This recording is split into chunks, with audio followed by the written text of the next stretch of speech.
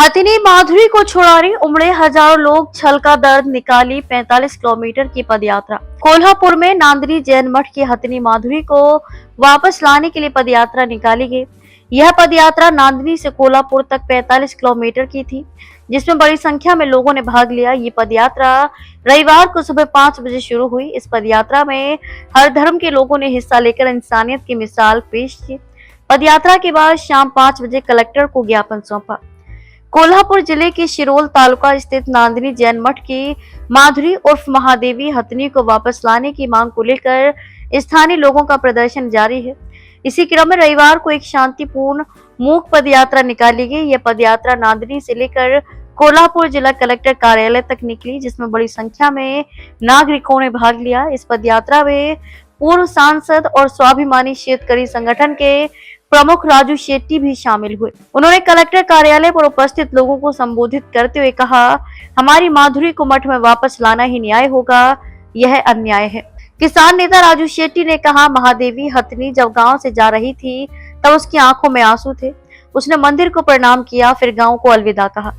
यह केवल एक जानवर नहीं, हमारी संस्कृति, हमारी परंपरा का हिस्सा है। जिस मठ ने 700 वर्षों तक हाथियों की सेवा और देखभाल की, उस पर भीख मंगवाने जैसे संगीन आरोप लगाए गए, ये बहुत अन्यायपूर्ण है। गौरतलब है कि बॉम्बे हाईकोर्ट और फिर सुप्रीम कोर्ट के आदेश के बाद महादेवी हथिनी को गुजरात के जामनगर स्थित अंबानी परिवार के वन्यजीव संरक्षण केंद्र वनतारा भेजा गया। इस फैसले का भारी विरोध कोल्हापुर में हुआ। लोगों ने भावुक होकर विदाई दी।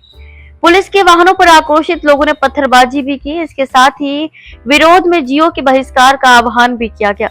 साथ ही महादेवी की वापसी के लिए हस्ताक्षर अभियान भी चलाया गया। राजू शेट्टी ने अपने भाषण में कहा, ऐसा लगने लगा है कि महाराष्ट्र और देश मुकेश और अनंत अंबानी के गुलाम बन गए हैं। मुकेश अंबानी और अनंत अंबानी ने एक प्राणी संग्रहालय बनाया है जिसका नाम है वनतारा। उन्होंने वनतारा को फर्जी संस्था कहा और तस्करी जैसे गंभीर आरोप लगाए। उन्होंने आगे कहा, 1200 साल पहले अस्तित्व में आए नंदिनी मठ में 700 से ज्यादा वर्षों से हाथियों की देखभाल और पालन पोषण की परंपरा रही है। अब आरोप लगाए जा रहे हैं कि मठ हाथियों का इस्तेमाल भीख मांगने के लिए करता है।